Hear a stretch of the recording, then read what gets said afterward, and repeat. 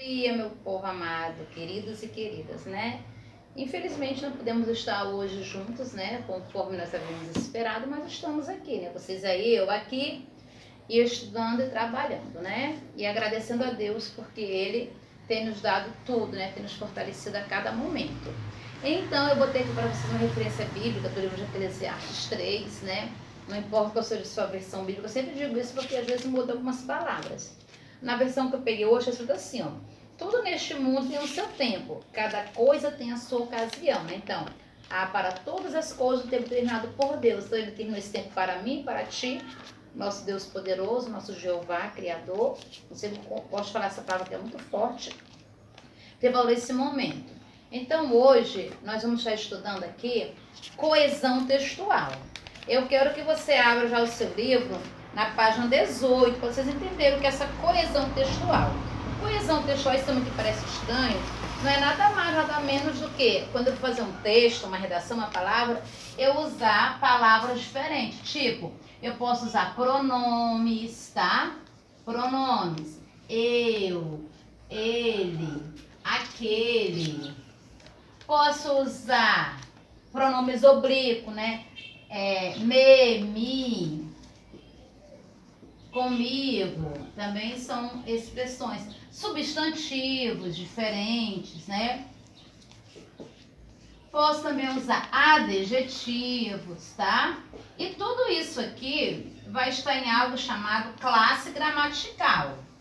Classe gramatical. Tia, eu quero saber por que essa classe gramatical, essas palavrinhas que está na coesão textual, são importantes eu usá-las e eu estudá-la. Exatamente para quando você fazer um texto, não ficar uma coisa cansativa. Sabe aquela pessoa que repete 1 milhão de vezes a mesma palavra? Ele ia caminhando, ele correu, ele chorou, ele derrubou, ele pegou. Aí fica uma leitura complicada, fica uma leitura cansativa. Então, a coesão textual, que está na página 18, bem explicadinha para você, ele vai deixar esse texto mais bonito, tá bom? Então, e você também usa palavras diferentes, né? Adjetivos, tá? Em um texto retomado de informações, eu quero continuar falando a mesma coisa, não quero repetir a palavra, eu vou e uso palavras diferentes.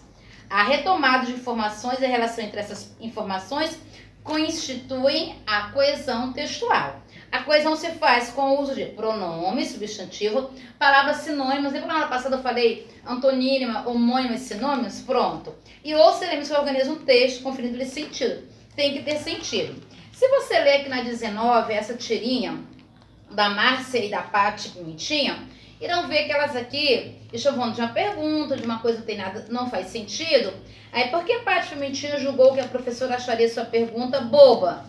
Porque a resposta negativa, a sua pergunta era esperada, já que ela queria entregar o trabalho com um ano de atraso. Ela já sabia que dele não fazia sentido, eles vão dizer que ela usa.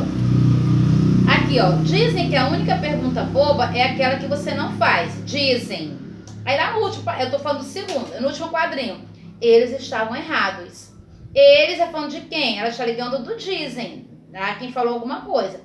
Se entregarmos o nosso resumo do livro com atraso, aí ela fala uma pergunta. Vocês irão ver que é para não dizer eles novamente vão usando palavras diferentes. E a palavra pergunta, eu sempre quando faço o questionário eu digo não, pergunta tal, ela também pode ser trocada pela palavra questão. Ela fala assim, dizem que a única questão boba é aquela que você não faz, então eu poderia usar essa palavra diferente.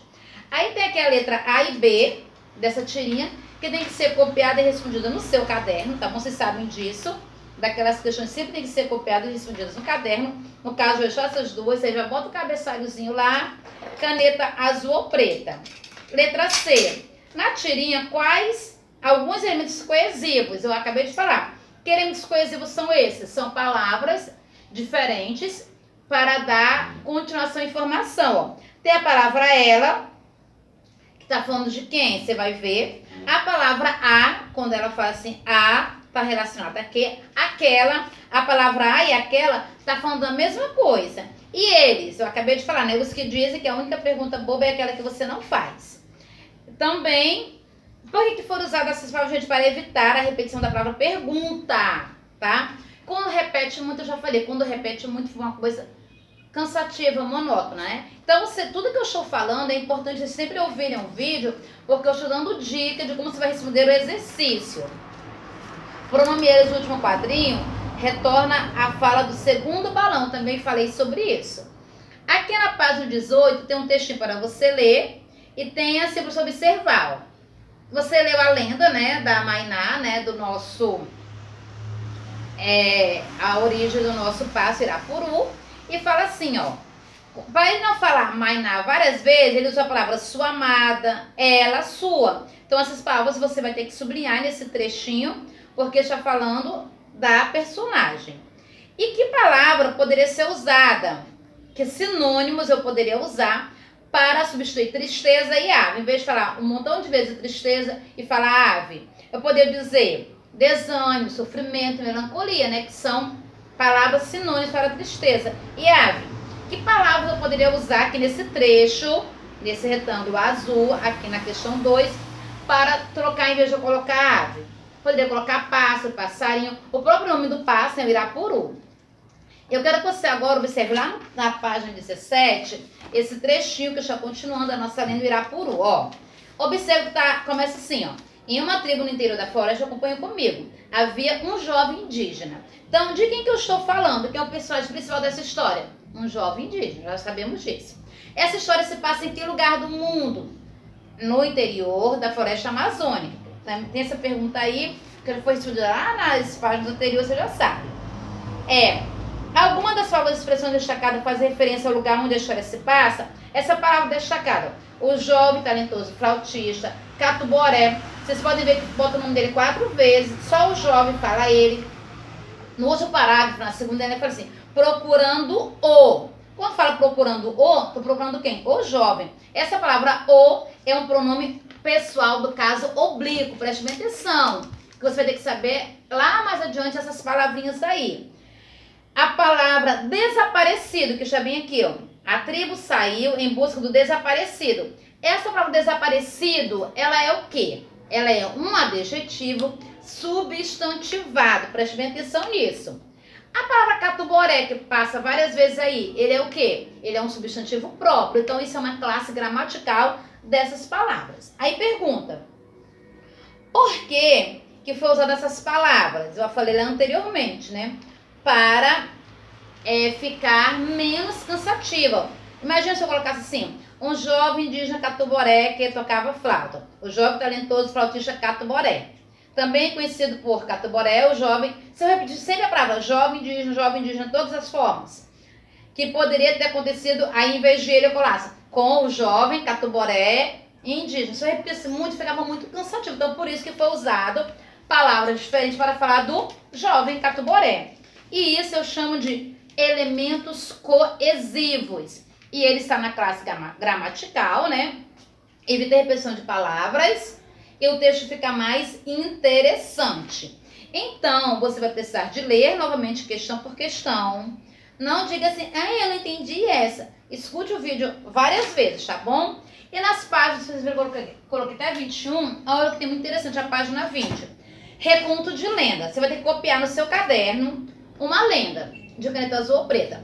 Essa lenda, né, eu não quero Saci Pererê, eu não quero Boitatá, eu não quero Mula Sem Cabeça, não quero o folclore da lenda brasileira, não. Eu quero uma lenda, você pesquisa aí, na página 28 dá dicas, lendas do Brasil, a origem de algum elemento da natureza. A origem, por exemplo, da mandioca, do guaraná, a origem do açaí, a origem do rio Amazonas. Então, vocês pesquisem origem, escreva essa lenda e manda para mim ainda hoje, copiada no seu caderno. Eu preciso receber essa lenda, porque nas próximas aulas você vai ter que ler ouvir, vai ter que, na verdade, nas próximas hoje mesmo, quando você encontrar a sua lenda e copiar, você vai ter que fazer um áudio para mim lendo esta lenda. Então, se você fizer uma lenda que estiver errada, eu vou dizer, essa lenda está errada, tá bom? E a página 20 e 21 te orienta bem direitinho como fazer. É um exercício fácil de hoje, muito, muito fácil. Dá para você terminar rapidinho. Eu acredito que você consegue, tá bom? E uma observação hiper mega importante. Assim que abrir o grupo da sua aula, você coloca o seu nome na frequência da minha aula. Quando passar para aula do outro professor, você coloca o nome na frequência também, porque cada aula é um professor diferente, então tem que ter. Cada aula que foi aberta no grupo, coloca a sua frequência, tá ok? Para não ter nenhuma dúvida, nenhum problema. E teve dúvida, não entendeu? Mande para mim a sua pergunta, manda o seu áudiozinho. Eu desejo para você aquela manhã muito abençoada, com toda a sorte e bênção do nosso Senhor Jesus. O nosso Deus poderoso te proteja, te guarde de todo o mal. E os seus queridos, tá bom? Dando a cura para todos que estão precisando. E te fortalecendo, te unindo à sua família e na sua casa, tá bom? Então aquele beijo bem grande, aquele abraço bem forte. Se cuida e temos mais na próxima aula, quinta-feira, te encontro, tá bom? Fique com Deus, tchau, tchau.